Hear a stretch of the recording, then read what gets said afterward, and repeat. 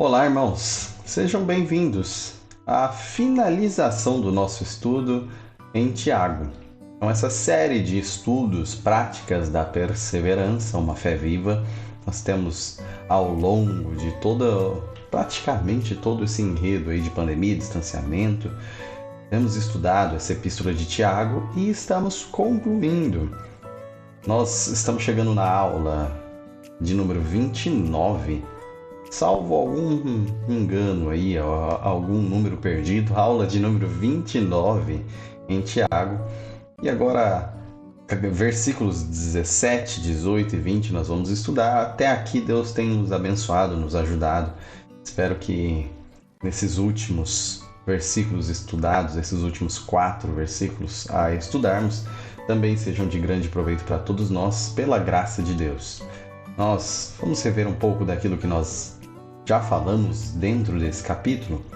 Lembramos do enredo em que esses irmãos judeus convertidos ao cristianismo e dispersos por várias regiões, eles estavam enfrentando enredos complicados, principalmente quanto à economia, quanto a emprego, salário e patrões que retinham salários. Patrões que retinham parte do pagamento ou data do pagamento, que seria diário. Então, esses patrões que cometiam fraudes e traziam um grande sofrimento para a comunidade da fé. A vingança sobre estes é o tema inicial do capítulo, falando que basta que nós aguardemos, basta que estes cristãos aguardem, porque Deus há de vingá-los. Então Deus derramará sua ira como algo certo, não possível, mas certo, garantido sobre estes injustos. Prosseguindo e voltando aos irmãos a fala, Tiago aconselha que eles ordena que eles deixem de murmurar, de queixar-se uns contra os outros, mesmo em meio a sofrimentos, para eles não caírem em meio a essa tentação de questionar uns aos outros, independente se tem pessoas na comunidade da fé, na igreja, que não estão passando pela tribulação, independente se tem pessoas que estão com melhor condição econômica, não é murmurando uns contra os outros que a situação há de ser mudada. Apenas há de acrescentar pecados e uma postura inadequada ao passar por problemas. O conselho, na verdade, é manter a perseverança que tanto falamos no capítulo 1, manter essa perseverança de uma forma paciente, atravessar tudo isso de uma forma paciente, e os modelos para isso são os profetas, e também o modelo utilizado é Jó, que tem aquela paciência ativa que falamos. Depois, ele ainda fala sobre uma possibilidade de queda, que é a queda em meio a esse problema todo, de você se colocar em posição de garantir algo perante Deus, ou seja, juramento. Você falar de toda a realidade sua, talvez às vezes levado por esse sofrimento ou um emocional já abalado, e garantir algo. Com todas as palavras, você colocar Deus como o grande juiz da sua verdade, da sua própria verdade. Então, você está lidando num terreno muito complicado e perigoso de chamar Deus como testemunha ou de jurar por alguma coisa, como se você tivesse poder de garantir isso, ou mesmo coloca Deus como algum desconhecedor seu, porque precisa mostrar para Deus que sim, você consegue, através da sua fala, através do seu juramento. Então são campos perigosos. Jurar em si, nós vimos que não é pecado, mas são campos perigosíssimos. Então o conselho é não jure. E a coerência, nós estamos vendo a coerência do nosso sentimento com tudo aquilo que a gente faz. O conselho de Tiago para isso é: se está feliz, cante; se está triste, ore. E ainda, se está doente, como nós vimos, chame os presbíteros. Ou falamos sobre a oração destes presbíteros, a oração da igreja, da comunidade, a oração em si como algo que pode muito, algo que tem muito poder, pois é um acesso ao poder de Deus que ele mesmo legou como meio de alcançar coisas. E por fim, nós falamos sobre a necessidade da confissão de pecados, confissão uns aos outros. Você confessar seus próprios pecados à igreja, não apenas a um sacerdote, não apenas a Deus em oração e em secreto, mas também a igreja depender uns dos outros dentro dela, para com maturidade lidar com oração e tirar um pouco das cargas pesadas que alguns irmãos carregam. Então precisamos amadurecer nisso. Confissão de pecados. Versículo 17, partindo para o enredo de hoje. Elias era humano como nós. Ele orou fervorosamente para que não chovesse, e não choveu sobre a terra durante 3 anos e meio. Então, Elias, que era um humano como nós, orou fervorosamente para que não chovesse e não choveu. Essa é a alegação, a afirmação de Tiago. Lembremos, no último versículo, versículo 16, o final fala sobre a oração do justo, que pode muito em seus efeitos, que tem muito poder, que é muito eficaz. A oração do justo. Lembramos na última aula de que nós só somos chamados de justos porque o justo, Jesus Cristo, morreu por nós e nos justificou. Todo aquele que crê, chamado segundo o propósito de Deus e justificado pelo sangue de Cristo, é chamado de justo. É chamado de justo. Então essa oração dos justos, ela é poderosa, ela é eficaz. E Tiago, para mostrar isso de uma forma ainda mais clara, mostrando uma figura visível, em vez de apenas dar a informação abstrata, ele concretiza a informação mostrando um exemplo. E o exemplo que ele utiliza, o profeta Elias. Lembrando que o enredo em que ele está falando do profeta Elias é onde Israel está se afastando cada vez mais em idolatria e pecado, e surge um rei chamado Acabe. E este rei, que faz uma aliança em casamento com os povos de Tiro e Sidom, povos idólatras, através do casamento com uma personagem muito conhecida da Bíblia, que é Jezabel, e ele se aproxima muito da idolatria, mergulha nesse âmbito de idolatria, porque Jezabel ainda tinha aquele grande vínculo com aqueles deuses antigos cananeus. Então é um mergulho que já estava acontecendo em Israel pelos demais reis maus, desde o primeiro deles, Jeroboão. Então estão cada vez mais idólatras. Neste enredo, existe uma punição a ser feita sobre este rei Acabe. Existe um juízo a ser mantido sobre ele. E quem aparece como o grande profeta de Deus nesse momento para efetuar, para mediar, para anunciar esse juízo é Elias. Então, Elias vai falar sobre a punição em Acabe ou sobre todo Israel por causa de Acabe, como testemunho, como umas boas palmadas para que esse povo acorde e volte-se para Deus.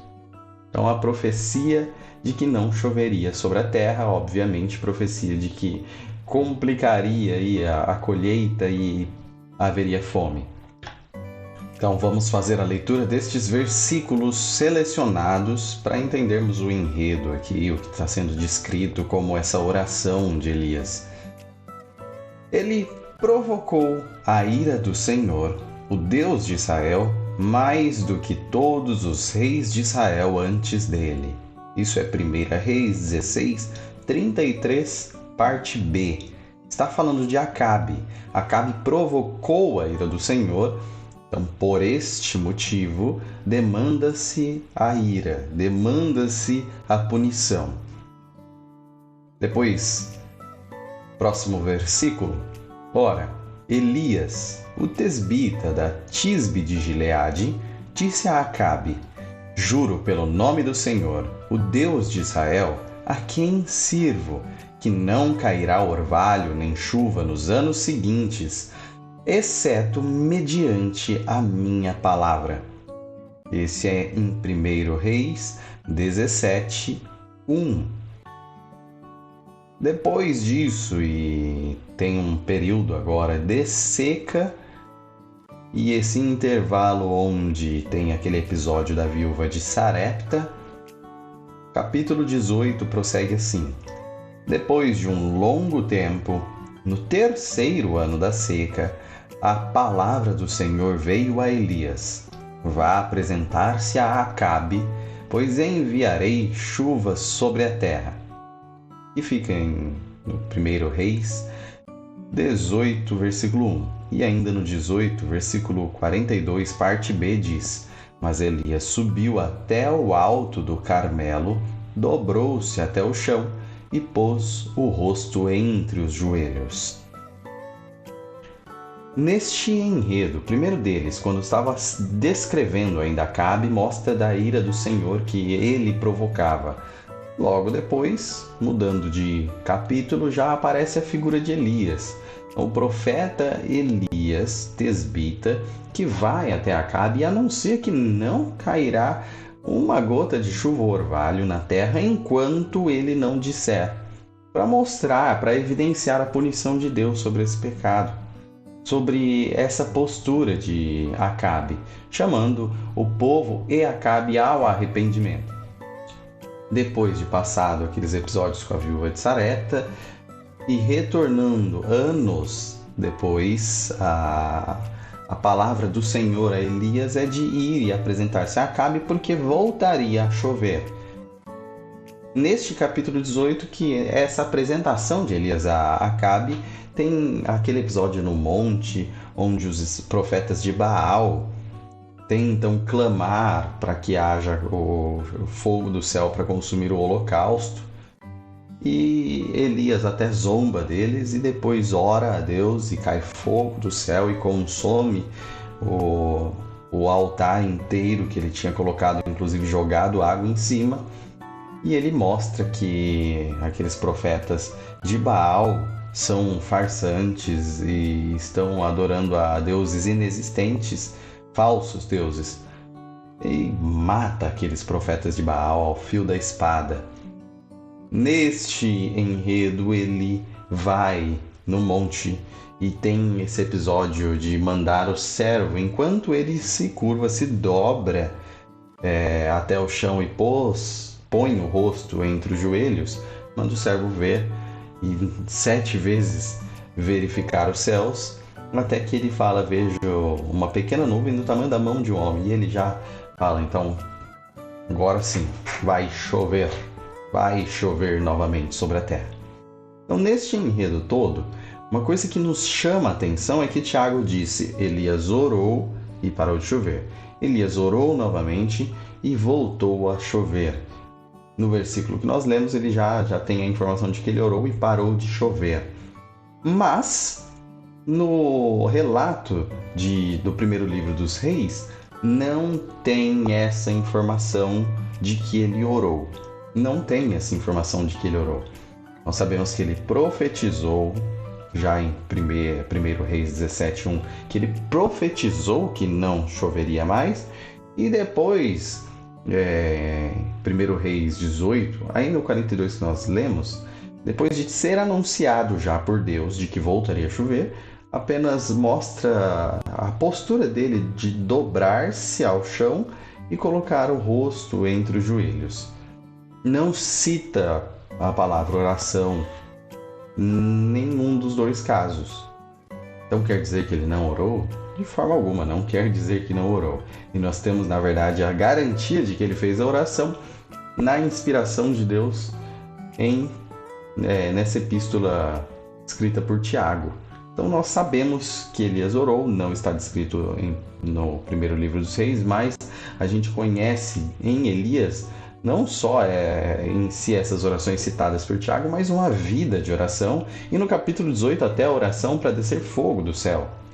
Então, Elias sempre se mostra em outros episódios também, inclusive quanto à ressurreição daquele menino e várias outras situações, como alguém que tinha uma constante vida de oração. Isso nós temos absoluta certeza no primeiro livro dos Reis, e nós temos essa extensão dessa confirmação com essa informação que Tiago nos dá de que ele orou para que não chovesse e orou para que voltasse a chover.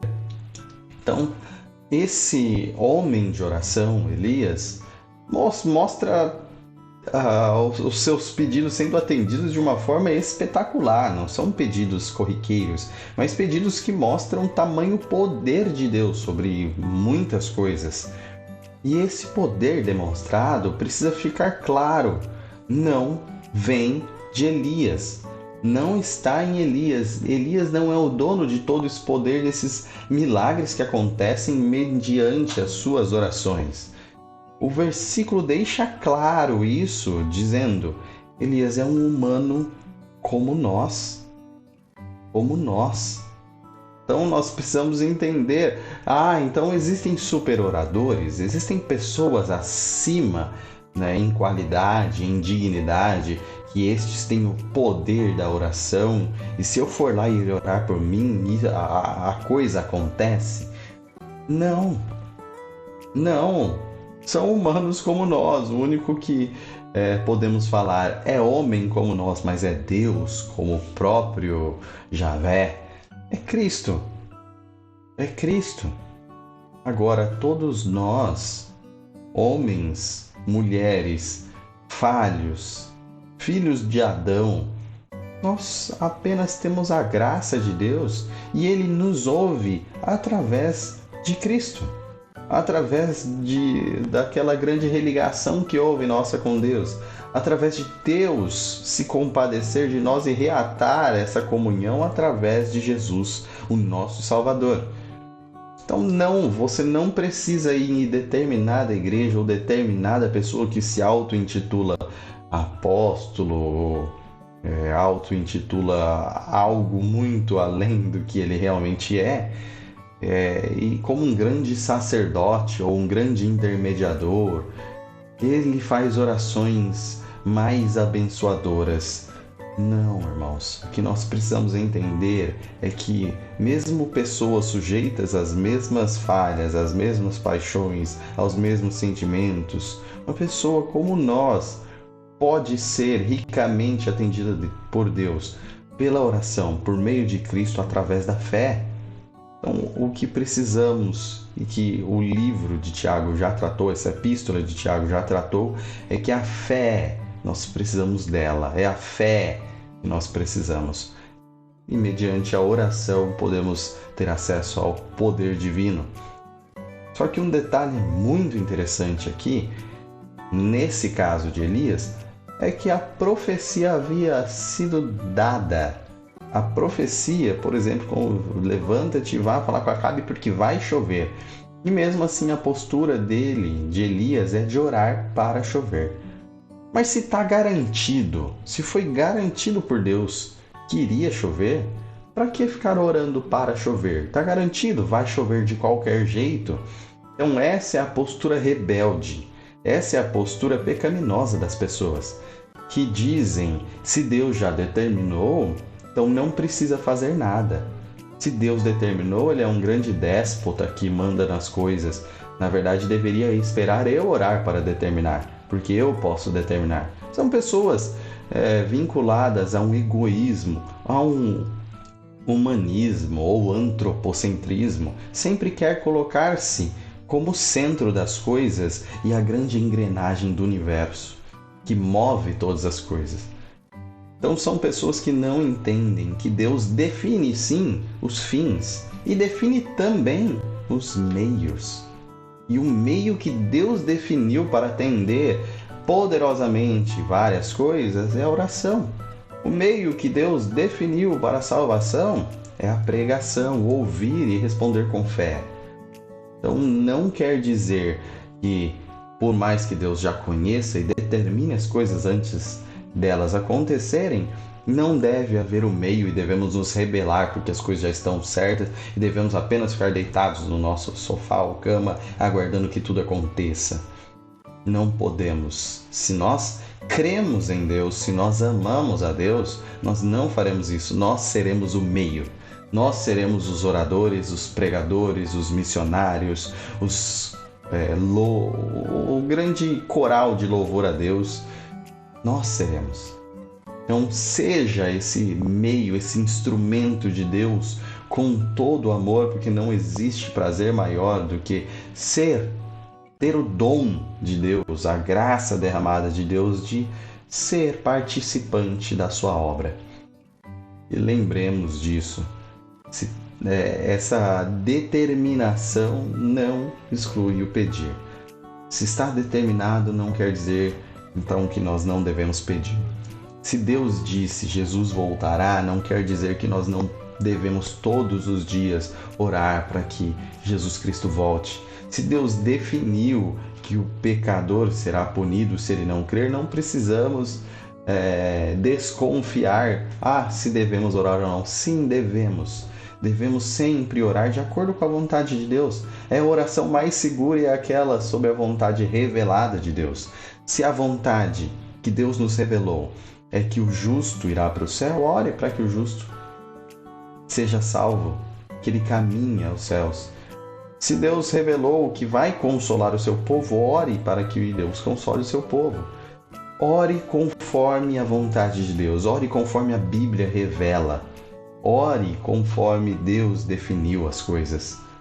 Então, não é porque Deus definiu, Deus determinou que nós não devemos pedir. Muito pelo contrário, porque Deus definiu, é o grande motivo para nós pedirmos, orarmos e nos dobrarmos, rasgarmos perante esse altar de misericórdia e graça e vermos a coisa acontecendo e Deus falando foi porque você pediu. E isso é excelente, isso é uma situação grandiosa da nossa existência. Tiago 5,18 prossegue nesse mesmo âmbito. Orou outra vez, e o céu enviou chuva, e a terra produziu os seus frutos. Então Tiago fez uma oração. A terra não sentiu mais nenhuma gota cair sobre ela. Orou de novo, orou outra vez, e a terra recebeu essa chuva dos céus e produziu os seus frutos. Então, é interessante, nós citamos a oração de Elias clamando a Deus para consumir ali a oferta, desceu fogo dos céus. E agora, novamente orando a Deus, e a água veio dos céus. Então as orações aí de Elias, orações de fogo e orações de água. Então isso é muito interessante porque, primeiramente, orou outra vez. Confirma que a causa mesmo, o meio que Deus tem usado é a oração de Elias. Foi Elias orar de novo, Deus respondeu com água. Então, dos céus houve chuva. E é interessante que choveu. Simplesmente choveu. Se nós analisarmos de uma forma naturalista, vamos dizer assim, observando apenas o fenômeno da chuva e estudando cientificamente esse fenômeno, sabemos que o que Deus definiu como lei da natureza já é o suficiente para que haja chuva em vários locais e em vários tempos. Haja chuva é simplesmente, podemos considerar, um efeito natural. É um efeito dessa água ser evaporada, levada aos céus, condensada, cair, e essa precipitação já em forma líquida forma a chuva.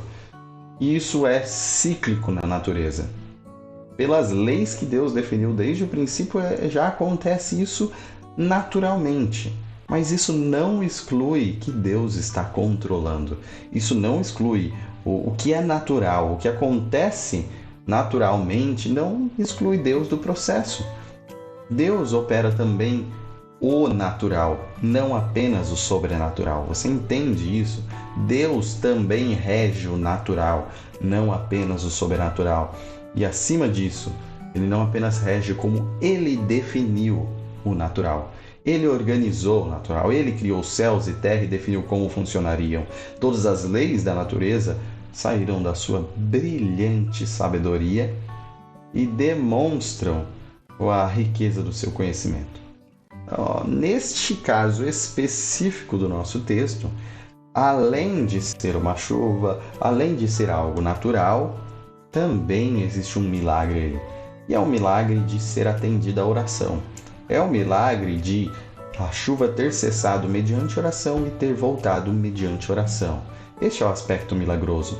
Não que acha que ter chuva em si é um milagre, mas que isso ser submisso à vontade de Deus e Deus conceder mediante oração, isso é um milagre. Isso é algo espetacular que está sendo destacado como um ápice de oração, um ponto alto da oração, que homens e mulheres como nós fazem até hoje, e nós podemos fazer. O interessante é que vem dos céus, dos mesmos céus, de um mesmo homem orando, fogo e água. E fogo no sentido de vir e consumir o altar.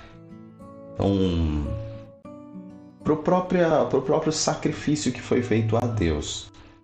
Mas é interessante comparar fogo e água como o fogo destrutivo e a água que traz vida. Os dois vindo por oração.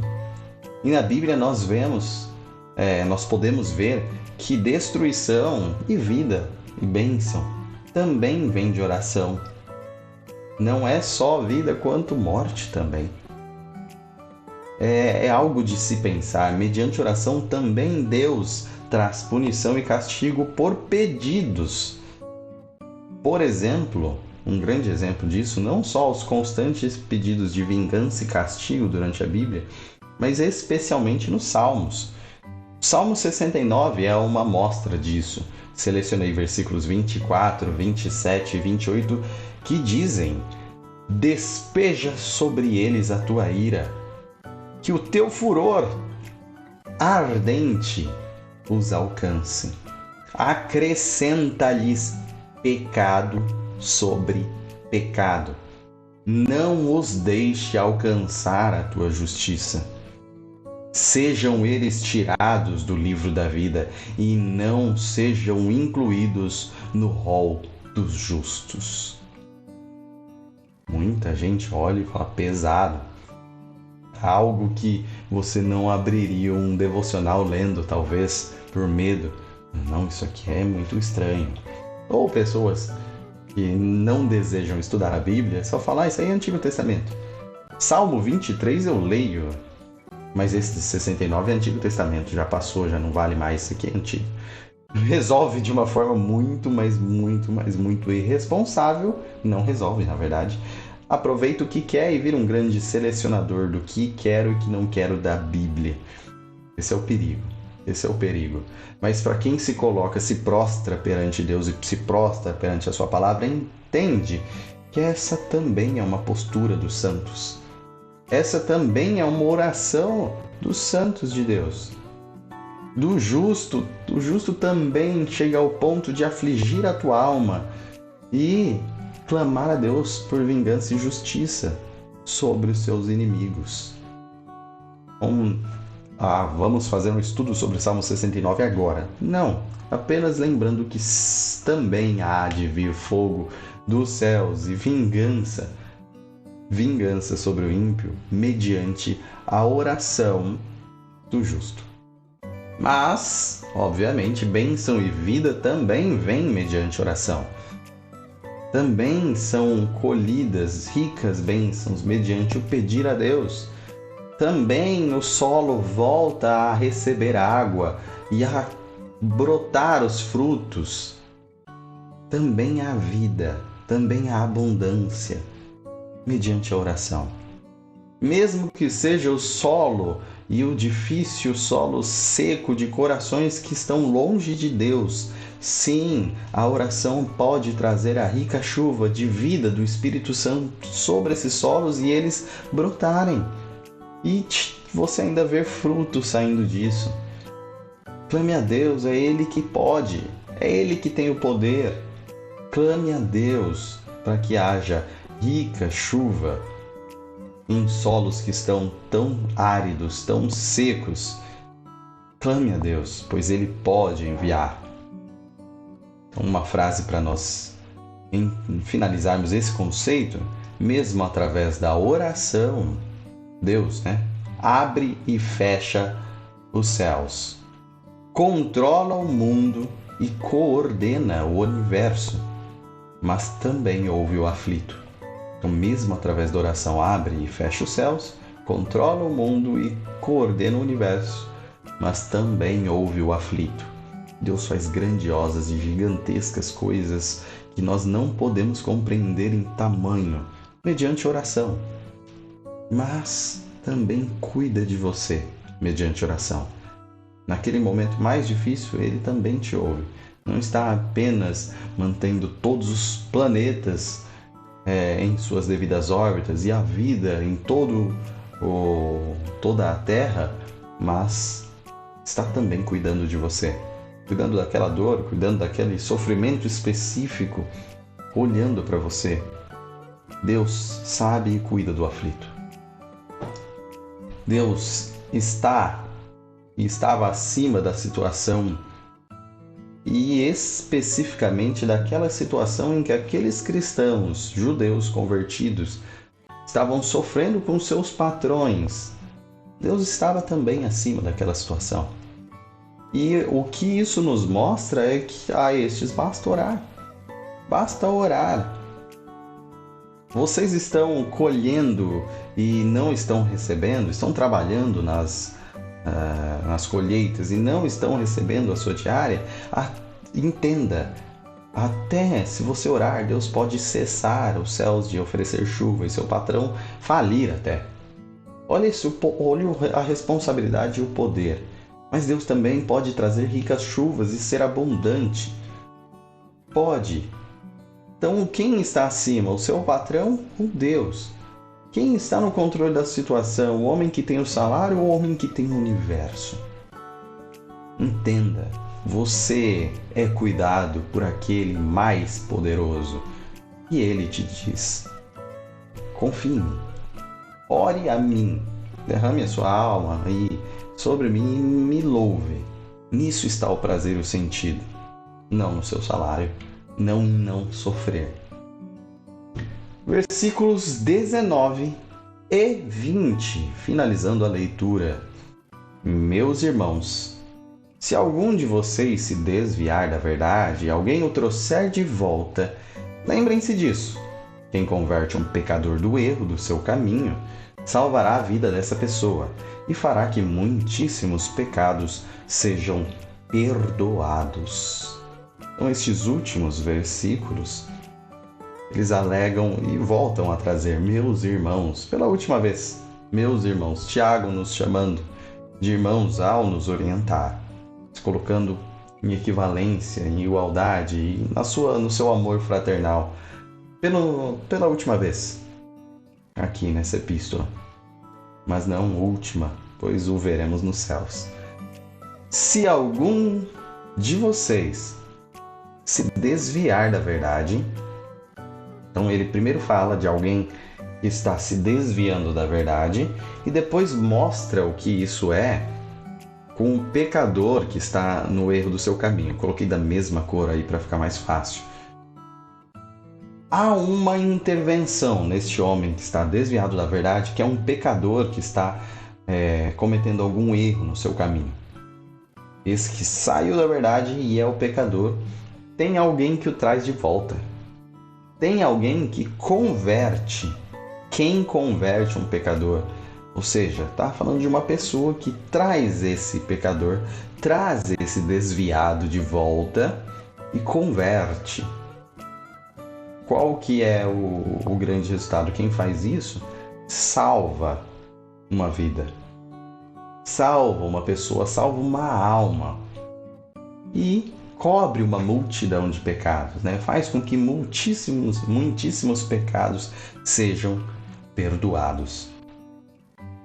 Bom, esse resgate que nós vemos aqui ele é uma das coisas mais... É um grande fechamento, é um fechamento com chave de ouro dentro do nosso enredo. Busquem, irmãos, busquem e estendam esse resgatar, estendam essa busca por irmãos. Irmãos em que situação? Irmãos que se desviaram da verdade. Estamos falando sim de apostasia ou heresia. Qual a diferença aí? Apostasia seria o abandono da fé, rejeição total da fé. Isso é apostasia. Ou no caso heresia, a pessoa pode até acusar em si mesma alguma fé ou dizer que ainda tem fé, mas a gente vê um erro grave nessa pessoa, um desvio dos fundamentos da fé. Então também há este caso. Não estamos falando de alguém que pode ter cometido um erro no seu caminho. Então este é o pecador, que está com um erro no seu caminho. Então, seja num enredo de abandono da fé, apostasia, ou de algum erro, alguma heresia, algum problema grave na fé desse irmão, nós precisamos entender a necessidade de resgatar, de buscá-lo, de convertê-lo.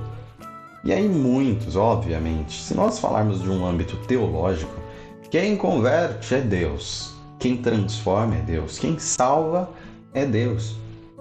Claro, sem dúvidas, mas a Bíblia mesmo está citando que você deve converter pessoas, então não tenha medo de falar isso. É lógico que dentro de algumas frases, se eu converter alguém, essa pessoa para se desconverter é tranquilo. Agora, se Deus converter, aí ninguém mais arrebata da sua mão. Óbvio que nós estamos falando de realidades espirituais que Deus opera através de nós. Novamente, lembramos que se Deus faz as coisas, mas lega o pedido a nós por meio da oração, então Deus faz por meio da oração, podemos sim citar que a oração em si ela é poderosa, que a oração pode muito em seus efeitos. É o que Tiago tem feito. Da mesma forma, o meio para resgate desses irmãos é você, sou eu. Então você pode converter pessoas, ou seja, Deus estará convertendo, trazendo de volta através de você. Então o agente aí está sendo citado como se fosse autor. Nós sabemos que o autor é Deus, o autor da fé é Deus, o autor da conversão é Deus, o autor de todo o poder e toda a majestade é Deus, o autor de tudo é Deus. O autor de todo bem, toda dádiva, dom perfeito. Deus desce do Pai das luzes. Nós sabemos disso. Mas o meio é você. Então você deve fazer, você deve agir. E Deus, sim, biblicamente chama, não para que haja glória para você de forma alguma, mas que haja responsabilidade para você e você encare essa responsabilidade, entenda o que você está fazendo. Sim, você converte pessoas. Sim, você ora para que as coisas aconteçam. Vamos, ande, acorde e faça, porque estão muitas coisas em sua responsabilidade. Existem muitas coisas em sua responsabilidade. Sendo assim, você precisa de uma boa compreensão. E Tiago, neste versículo, mostra a compreensão daquilo que é eterno. Um bem eterno, uma dádiva eterna, algo de valor que transcende a nossa compreensão, transcende tudo neste mundo. Que são salvação e perdão. Essas duas coisas que estão sendo citadas. Você salva uma alma, você cobre muitos pecados. Muitos pecados serão perdoados por causa disso. Então, essa salvação, como se mostra a salvação de alma, a salvação de uma pessoa, isso é muito valioso. Muito mais valioso do que todo mundo salvar uma alma. Então, esse bem eterno da salvação, isso deveria já ser motivação suficiente. Mas ainda tem a questão de cobrir uma multidão de pecados, tem a questão de muitos pecados serem perdoados. E se você ama a santidade de Deus e odeia o pecado, sabe que o mundo está cheio de pecados. Pois bem, você tem a oportunidade de ser um instrumento de Deus para a transformação deste mundo. Você pode salvar uma alma. E além disso, dentro desse contexto, você pode ser um instrumento para perdão de muitos pecados, para cobrir uma multidão de pecados. Se todos nós formos instrumentos ativos de Deus para cobrirmos multidões de pecado, é isso que o mundo carece e precisa. A igreja realmente será relevante e transformadora da sociedade. Precisamos agir, precisamos entender esse bem eterno, precisamos amar. Afinal, Provérbios 10, 12 diz: o ódio provoca dissensão, mas o amor cobre todos os pecados. Estamos falando de perdão de pecados, cobrir multidão de pecados. É o amor que faz isso. O amor cobre multidão de pecados. Então esse resgate nosso é por amor ao próximo. Esse resgate nosso é por amor a Deus. E se você tiver esse amor a Deus sobre todas as coisas e o amor ao próximo como a ti mesmo, e agir em direção ao próximo para evidenciar esse amor a Deus, anunciando a verdade sem distorcê-la, anunciando a verdade sobre Deus, e chamando este ao arrependimento, mostrando o amor e preocupação para com ele, e ele se converter, me respondam: há algo mais valioso que amar e ver esse amor salvar alguém? Tem alguma coisa que você preza mais no mundo? É um carro, é a casa, é o meu emprego, é o meu status, é a minha carreira? O quê? O que vale mais nesse mundo para você do que você amar uma pessoa e essa pessoa ser resgatada, convertida, salva por meio desse amor que você despejou sobre ela? Tem algo mais precioso? Se você tem se dedicado a algo que você considera mais precioso do que isso, você está cego, você está surdo, você está perambulando de uma forma miserável nesse mundo. Quer enriquecer-se de uma forma a dar sentido à sua vida? Busque o amor. E é com esse perdão e salvação do próximo que nós mostramos que temos uma fé viva. Esse é o enredo final de Tiago. Faça em favor do próximo. Então, finalizando o que nós concluímos hoje, primeiro, a oração, ela é um meio do poder de Deus. Então, a oração é algo legado a nós, poderosíssimo. E você pode mergulhar nisso e colher frutos que você nem imagina.